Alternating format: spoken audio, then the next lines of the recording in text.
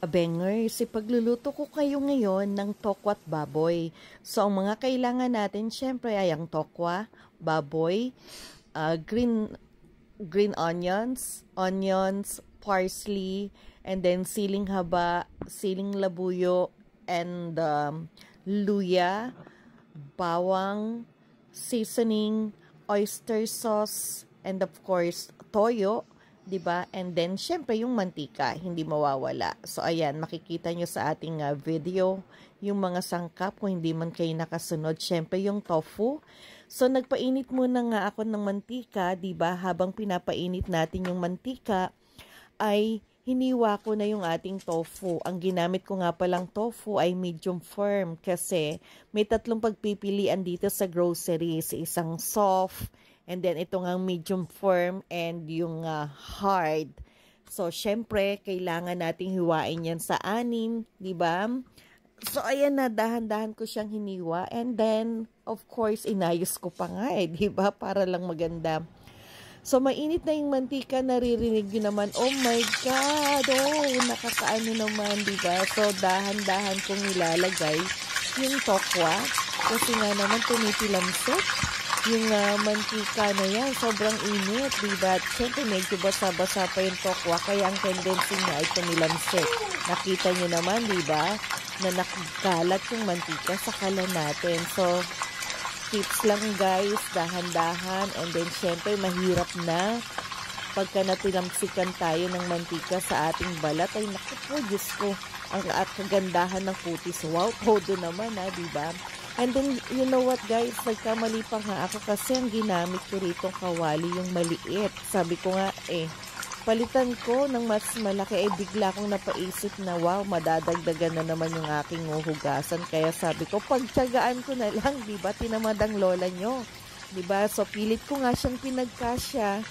And then, syempre, hayaan lang nating maluto yung yung kabilang side. So, eto na nga, nakita natin sa video na okay na siya. Pwede nang baliktarin dahil luto na yung kabilang side. So, dahan-dahan na naman natin siyang binabaliktad. Nakita nyo naman na napakaganda ng kulay, diba? Magandang-maganda yung pagkakaluto ng ating tokwa. And then, syempre, ayusin natin uli yan ng maayos, diba? And then, ayan, ang ganda, diba? At, luto na nga yung ating tokwa. So, isa-isahin na natin yung pag-ahon sa mantika. And then, nakalimutan ko pala guys na maglagay ng paper towel sa ating mangkok nang sa gayon ma-absorb niya yung mantika, diba? So, ayan, tabi muna natin, and then, ganon din yung ating ginamit na kawali. So, nag-ano ko ng bagong kawali, nilagyan natin ng mantika, diba? Kita nyo naman kung anong gagawin ko sa kawali. Abangan nyo, diba? So, ayan. Oy, kita mo, pinasayaw ko pa, ha? And then, isa pa yan. Oh, inalog-alog pa. Bakit ko ginawa? Kasi nga naman, diba, para maging even yung ng mantika dahil may umbok yung gitna ng ating kawali. At, syempre, nilagay na natin. Kung napapansin nyo, diba, sa bawat pagluluto ko ng pag-isa, ang lagi kong inuuna ay yung sinasahog ko na baboy o kung ano man yan. Lagi ko siyang inuuna dahil gusto kong yung katas ng mantika niya, mailabas niya ng todo, diba? Kasi isa yan talaga sa dapat na nagpapalinamnam sa ating niluluto. And then, hinahayaan ko maging tostado. So, ayan, tostado na. Nilagay ko na yung ating sibuyas. So, sa sibuyas natin, diba? Oy, nagkamali pa nga ako Ang inuna ko nga ay sibuyas, pero dapat luya. Ganon din naman, hayaan mo na. Diba? Kung saan kayo masaya, yon gawin nyo, diba? So, nilagay ko na nga ang luya, hinalo-halo, at naaamoy ko na yung ng luya. Talaga naman po, nakakatakam, nakakagutom na, ha? So, okay na, isunod na natin, syempre, yung ating bawang, diba? So, 2 kutsaritang bawang lang yung nilagay ko. Hayaan lang natin din mahalo. And then, okay na sila. Ito na pa, isang nagpapadagdag na talagang aroma. Laging meron sa aking niluluto, diba? Yung siling green. And then, of course, naggupit-gupit na rin ako ng isang labuyo. Pampadagdag ito ng anghang, di ba? Kasi alam naman natin, pagka medyo anghang, gaganahan ka sa iyong pagkain. Uy, mapapadami na naman yung aking kanin. Oh my God, nagbabawas nga tayo ng di ba, ng carbs.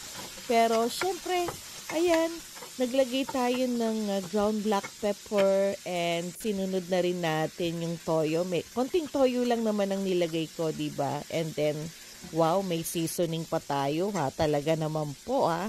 Hindi lang yan.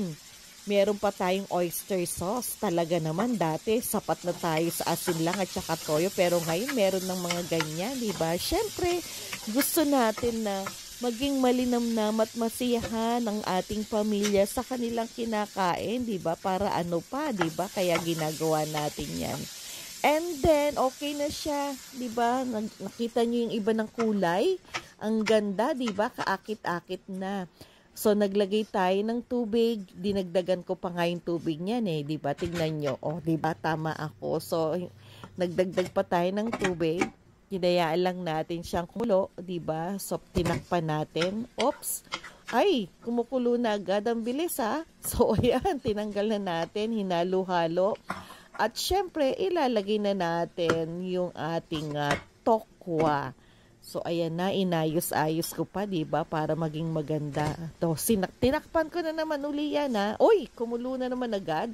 And then, syempre, bago natin ilagay yung mga susunod pa, tikman na muna natin. Oy, talaga naman saktong-sakto, ha. Umokay na siya, wala nang dapat idagdag, 'di ba? So sakto. At unti-unti ko na ngang nilalagay yung parsley, 'di ba? Nakita nyo, nag-iiba na ang kulay, talagang green na green, and then yung ating green onions, 'di ba? Oy, dahan-dahan din uli para naman magandang tingnan.